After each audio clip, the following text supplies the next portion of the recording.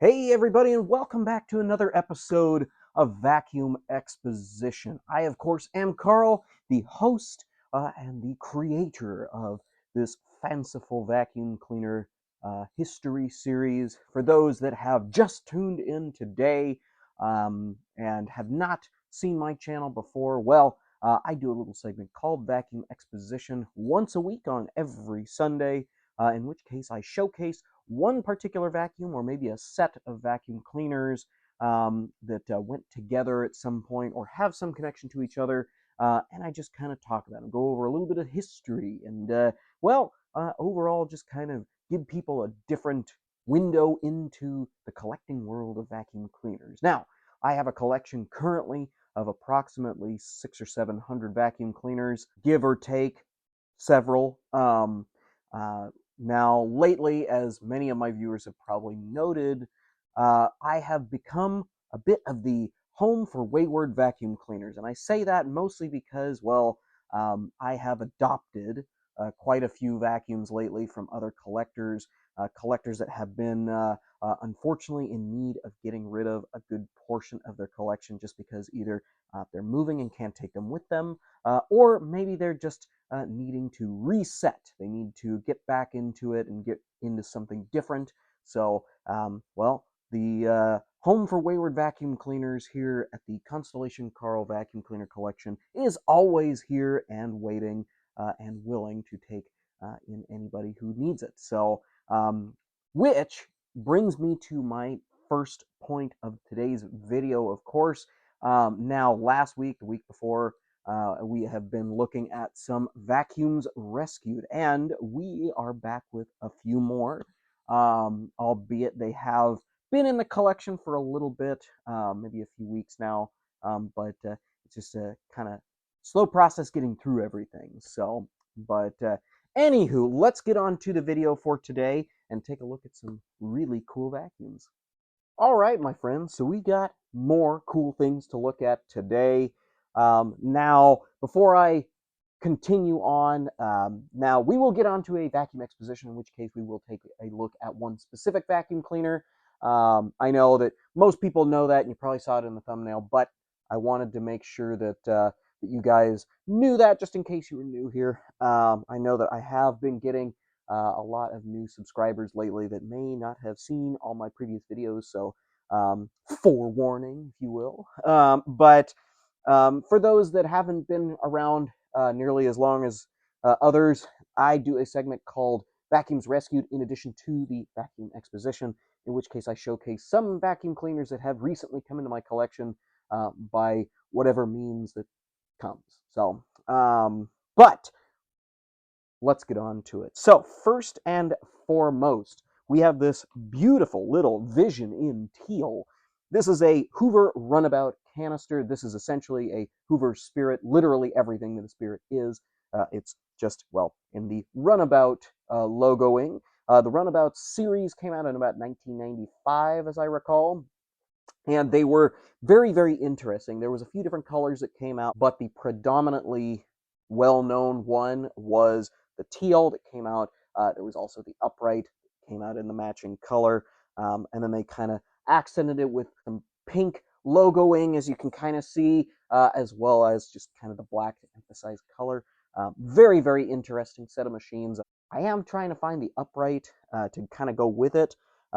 And maybe we'll look at that in September if I can find that. So, and September, for those that didn't see it, I am doing a new trend where in September I will take a set of vacuum cleaners that came out at the same time, or at least have a direct correlation to each other. And I kind of go over each one of them. So they're a little bit longer videos. If you don't know what I'm talking about, or if you want to see more of that, definitely go back a few months to my videos from last September. And take a look at some of the cool things that I managed to assemble as a set, because it was definitely a big accomplishment for some of them. So, but anyways, moving on, we have this beautiful Vax vacuum cleaner. I am not 100% sure on the model or the year. I believe it's early 2000s, like 2005, 6, or 7. They are really, really nice machines. Now, the reason why you probably haven't heard of them here in the US is they really weren't made here. They were predominantly a European machine, so you would have seen these more so in the UK. This one does, however, have a 120 motor, so this one will work here in the US. Even it does have a commercial three-pronged grounded plug on it still too. So that one is definitely coming up in a exposition video. I definitely can't wait to bring this one because it also has its original turbo tool on the for the floor cleaning, and that'll be really really neat. Now, before I move on to the next vacuums, these two machines both came from my good friend Jared. We've talked about him for the past few weeks actually because I've gotten several machines from his purging of a lot of his collection. These were a couple of them that I have gotten over time. This one was a couple of trips ago, and then this one was actually brought to me via my good friend Mitchell. He had gone down to meet up with Jared down in Oregon. They exchanged a few things, and Mitchell brought this back for me. So, but either way, both of these machines are very, very interesting, especially being that I just came back from Europe. So, seeing more and more European machines is a big thing for me. But either way, I digress a little bit. Now, bringing up the last couple machines of our vacuums rescued segment, we are looking at a couple more interesting machines, that which I have never seen before. First one is this interesting Shark EuroPro canister. Now, I like Sharks from a standpoint that they do a fairly good job, and in terms of resale, they pretty much always hold their value. However, in terms of build quality, because there is that such a thing as planned obsolescence. They definitely are known to wear out. So they do have a certain stigma about them with certain collectors as well as consumers. This one, however, is quite a bit different. Now, I have never seen this machine before. It is a Shark EuroPro. Now, Shark and EuroPro, well, EuroPro is what was originally Phantom. Essentially, EuroPro bought Phantom back in the early 2000s and kind of converted them over. So we talked about this a little bit in some of my Phantom videos, but EuroPro later would become Shark, or Shark would merge with them and become the same company. So when you see Shark, it essentially has a long history, in which case originated from, well, a couple different companies. Now, this one I have never seen before. It is quite a bit different than what I'm used to. It is a smaller canister, but honestly looks very European compared to some of the things I saw when I was on my trip. So it's very interesting. I'm not 100% sure what exactly it is, or how much it would have retailed, or when it was even available. It looks like probably the mid 2000s, kind of like the Vax, which actually would probably make more sense, to be honest, because if you notice, this also has the turbo tool with it. The turbo tool with it is almost the exact carbon copy as the one with the Vax. So I don't know exactly the history on it. I'm still trying to learn a little bit more and more, but I would dare to say that some of this machine is made in Europe. Now, I don't know that quite yet, and I'll probably figure that out sooner than later, but it does have some calling cards, some red flags that are raised that I would think made it came from the UK. Now, in terms of options, it actually is pretty well optioned for a little canister. Now, I've talked about the Bissell Zing over the years. The Zing being a canister vacuum that came out. I did a vacuums rescued on it. That was actually the first episode, is with a Bissell Zing. Um, and it actually has the same options as this little tiny Shark. And when I say that, I mean it has a variable speed, so from minimum power all the way up to max, which usually is some form of a almost like a dimmer switch, if you will, to give you more power doing some things and less power doing more fragile areas. So very interesting there with that. But it also has a cord winder. So essentially what I mean by that is when you pull the cord out, instead of wrapping it around the vacuum cleaner a million zillion times, um, it has a button you press and it sucks a little thing back up into a cord wheel inside, and then your cord is all stored perfectly within the machine. No mess, very easy to store. So very, very interesting machine. It has a handle on the top that kind of contours with it, so you can't really see it. But when it folds down, it makes it almost flush, which I really like that kind of design.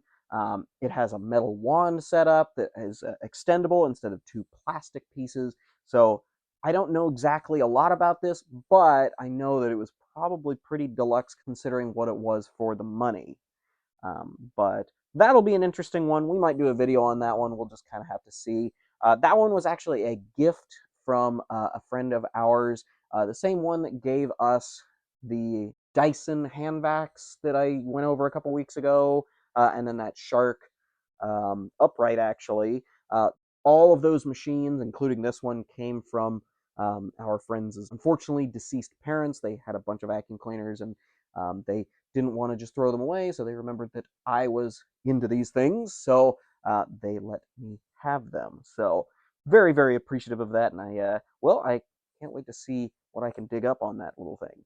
Now, last but certainly not least, probably my favorite out of this group is the Sunstorm. Now, the Sunstorm I know is a little bit harder to tell what the difference would be between it and others, but essentially what we're looking at is an interstate, compact, or tri-star vacuum cleaner with some specific branding on it.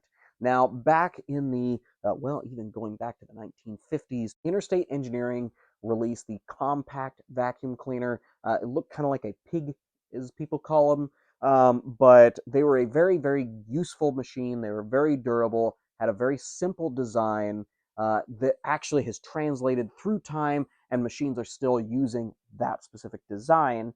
Now, this particular machine, I'm not 100% sure on the origin or what year it was made, but I know that it came out, it had to have come out, but I know it had to have come out in at least the 70s or 80s time frame. Now, Sunstorm, where do we get that name? Well, I will tell you.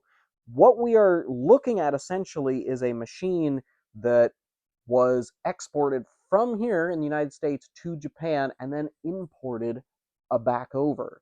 My good friend Jared was the procurer of this particular machine, and he had bought it, and it unfortunately was one that needed to get sold and or rehomed. So I asked if I could take it in, and he of course let me, which is why it is here. Now, I know you're asking like kind of what the deal was with that and why American Vacuum Cleaners made it over there. Well, truth be told, American Vacuum Cleaners made it into all areas of the world. They were just changes made, obviously, in motors and cords and in some case models and colors and all kinds of stuff like that. So the origin of the design for this machine is actually quite a bit different than a regular compact or TriStar that we would have seen here in the States.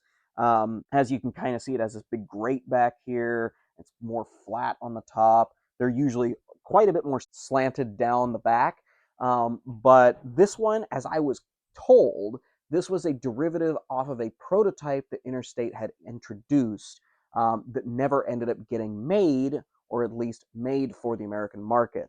So in turn, it ended up getting made and produced for the Japanese markets, which is why it is renamed the Sunstorm. Now, on the other side, it does indicate Interstate Engineering Company on the side, and we'll take a look more at this particular machine to show all these aspects when we do a video on it. But it does have all the stickers, the instructions, and everything in Japanese, which I think is really, really cool. So it is going to be a really, really fun one when we get to do the video on it.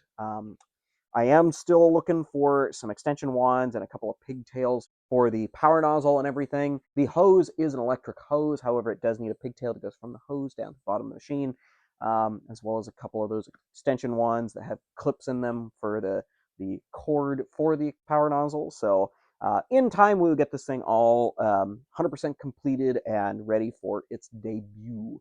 But big, big thank you to Jared for that one. And not just that one, but also the others that we've shown here today. There's, of course, more to come. There is more machines that I haven't even gotten to that he gave to me that we'll take a look at. But that is for a different time. So, but let's get on to our video for today and take a look at our, well, the thumbnail vacuum and the vacuum of focus. So let's get on to that and see what we got for today. All right, everybody. So we've got a fantastic machine to take a look at today. Some of you might remember our Vacuums Rescued segment from, I believe it was last week. We actually took a look at this machine a little bit just to show that this was one of my more recent finds from my good friend Jared. But this was a very important machine, not only to history, but also to me and Jared's friendship. So we'll talk about that a little bit later. So what we are looking at today is a 1955 GE Roll Easy R1. Now, the model really never changed in terms of the R1. It was not an R2 or R3. The R1, or the Roll Easy, was a machine that actually traveled with GE for a few years, and there was about 3 different iterations. Now, the way that they advertised the Roll Easy essentially was a machine that you could literally go anywhere without having to lift. So, which was actually the slogan in their ad for this machine back in 1955, which I'll show right here.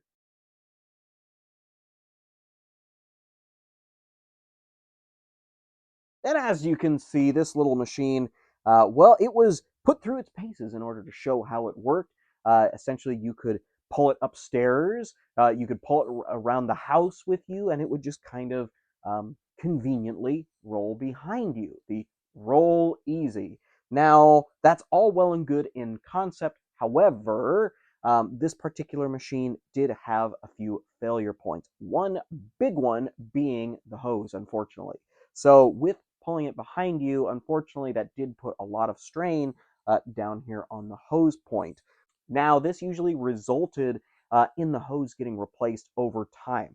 This one, I believe, even has a replacement hose, so unfortunately, it is not the original. I don't think. It is a gray and white color with some teal checkers inside the hose. It's kind of hard to see, but it is still a pretty nice looking hose for what it is. It's still a braided hose, so it is period correct, but that was a problem that these tended to have. Now, in addition to that, these were not the lightest machines, so, being the machine you never had to pick up was convenient to the extent if you didn't have to pick it up. But if you had to pick it up, it was very dense. They are definitely not the lightest of vacuum cleaners. They're not big, so they do store very well, but they aren't the easiest to tote around as they advertise. Now, in terms of usability, these machines, of course, came with a full set of attachments, so you really did have a good amount of options of what you could do. Of course, it was a canister, so it specialized in doing things like dusting and hard surfaces and stuff like that. They never did option a power nozzle like they did other canisters at the time, but considering the issues with the hose, I'm glad they didn't, because you never know, that could have electrocuted somebody trying to make a power nozzle work and carry it while it's running up the stairs. Now, this machine also did feature a blower, so essentially you would pull this little side piece off, and then you would attach your hose right into the side, and you would be able to utilize your blower feature for, well, blowing like moth crystals over your assorted coats in the closet, or maybe you needed to use it for like a cleaner or something similar to that. Not 100% sure. A lot of vacuums had blowers back in the day, and I'm not quite 100% sure as to why, because it was really just mostly about that mothamizer, or the moth crystal blower thing, to preserve your closeted things. So, but being as that plug is still there, it is quite rare to still see. So, now, in terms of the rest of the tools, of course, you had your option of doing hard surfaces or your carpeting by means of this piece right here. Now, this is a flippable floor tool.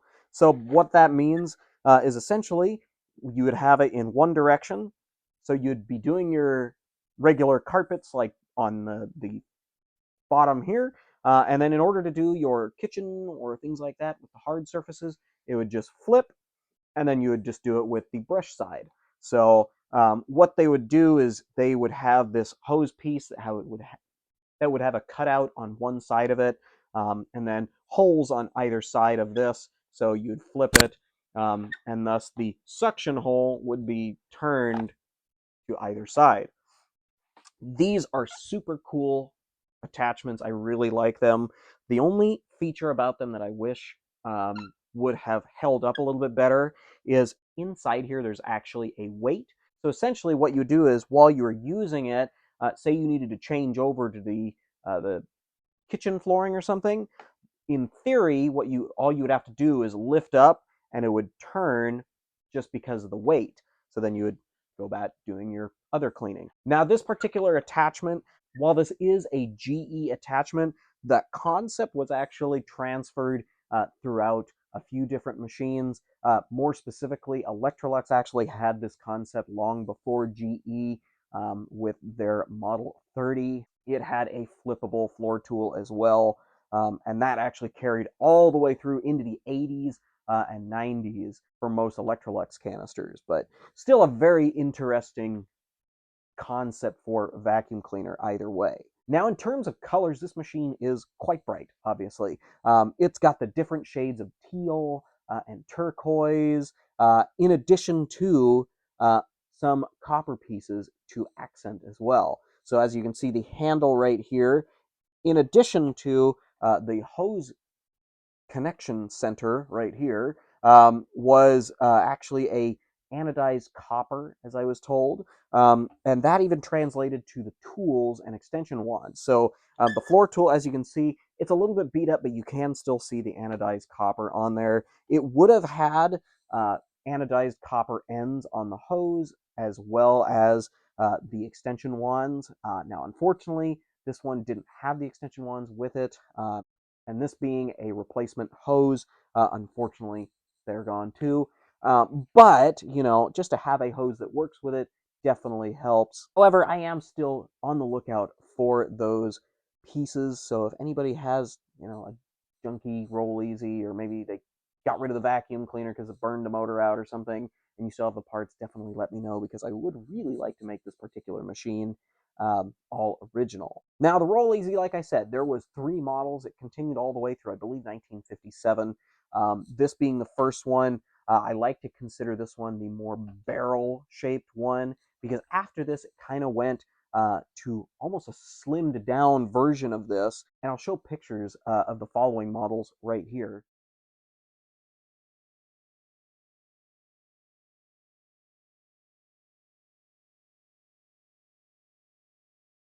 Now, as you can see, they did change it up a little bit in terms of style, but overall, the same design really carried over. In order to get to the bag, it would have been the same way as this one, where you would take essentially the wheel off on one side, take the bag, slide the bag out, slide a new one in. But overall, there weren't a whole lot of changes, thankfully, to the design, so you could still tell that it was a Roll Easy. Now, in terms of these machines, I actually have 2 Roll Easies in my collection. I have this one being the first model from 1955, and then I have the last model from 1957 that I acquired from my good friend Mitchell, which is actually, you know, kind of an interesting connection to these machines. Now, in terms of Roll Easies, the way that I've gotten both of these were through very close friends of mine. Now, this one was actually a funny story with me and my good friend Jared. He acquired this originally, but he acquired it kind of with my help. Now, this originally popped up on Facebook Marketplace, well, a few years ago now, and it was for a really reasonable price. And I happened to be coming down to visit Jared that time, so I offered to see if I could pick it up when I was on my way, because it was in Portland, and he's a little bit further south than that. So I picked it up on my way and brought it to him, and we lived with him until, well, about a few months ago. So this is one of those machines that, of course, I'm very, very grateful that he let me have. Um, but in addition to that, my other rollies. Now that machine is a little bit more complete. Does have an original hose and the attachments and extension wands and such. But that one was actually one that I got on a trade from my good friend Mitchell Armstrong. We talked about him several times on the channel. But that one was one that he had gotten a long, long time ago, and it was actually one of the very first trade deals I did with him. So both of these were acquired, well, fairly locally from very good friends of mine. So very important machines, and they're definitely not going anywhere. Now, I know some of you guys are probably wondering, like, well, what happened to a design like this? Why didn't it continue on aside from the fail points? Vacuum cleaners obviously have fail points today. Why? And they're still made. So why don't we have something like this? Well, now here's the thing about the Roll Easy. There was actually a few copycats to it. Now, Westinghouse actually made a copy of it, and if you go back to my picture with my Roll Easy, I actually have the machine that copied. I believe that was the MC1, and that was very similar. It had two giant wheels, but it had a couple of caster wheels in the back to kind of help it maneuver a little bit better. But unfortunately, still kind of the same problem with it being a very heavy machine. But even as of, I believe, within the last 10 years, but Hoover actually made a machine back in, about 10 years ago now that was very similar. I believe it was smaller than this, but it did have either a turbo tool or a power nozzle that went with it. It was quite a improvement upon the design. Now they don't make it anymore, unfortunately, and they were more plastic than metal, like this one.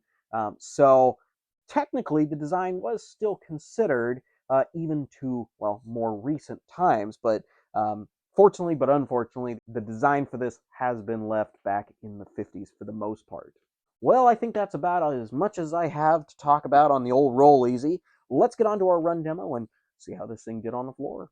All right, everybody, so we've got the little GE Roll Easy all plugged in and ready to rock. Now, obviously, I don't have extension wands or anything for it, so it's going to be a little bit of a quicker run demo today. Now, I do have it all set up and ready to go. They are pretty quiet, but we'll just do kind of more of a close range. So let's see how this thing does on the floor.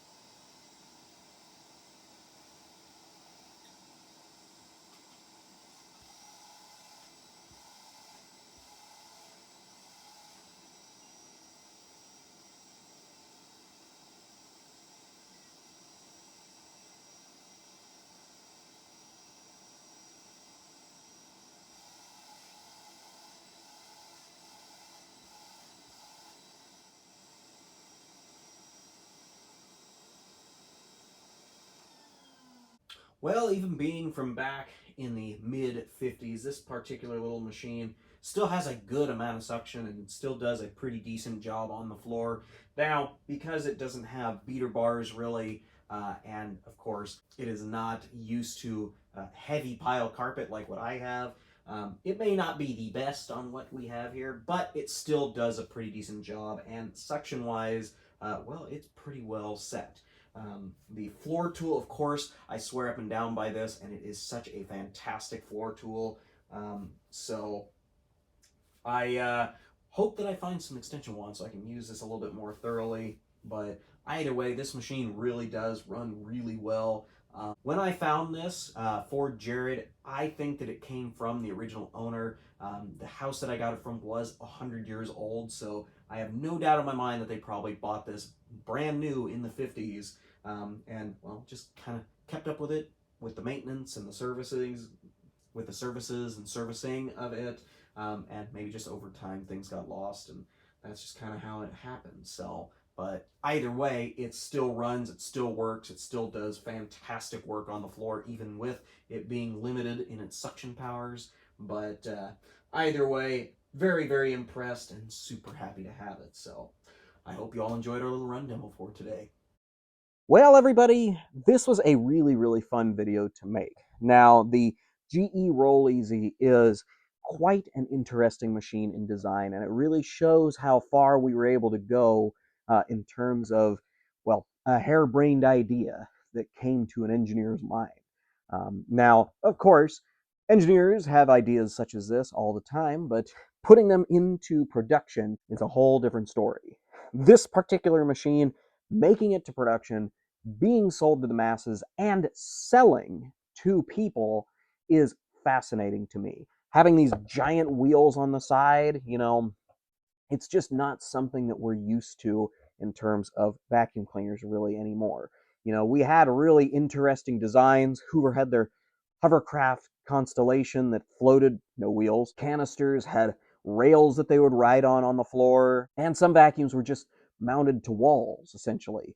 But this one, having these giant wheels, definitely set itself apart from other vacuum cleaners of the time. Now, as far as the story goes on this machine, it is very important to me. It is one of these mementos that I carry with me from my good friends, and it is something that, well, will happily be retired and preserved in my vacuum cleaner museum.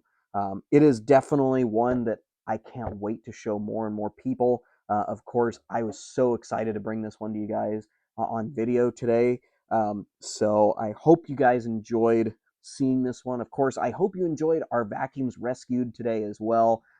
That is always really fun. I love to bring you guys new machines that come into my collection, even if they're only here so long as to get flipped in terms of like the newer stuff or duplicates or stuff like that. This particular machine, though, will be going in my display room right next to the one from my good friend Mitchell, and will definitely be held up as one of my more important machines in the collection. So I hope you all enjoyed our little video for today. Of course, we will be back next week, same time, same place, same guy, but maybe a different vacuum or vacuums, and we'll catch you in the next one. Have a great rest of your day, y'all.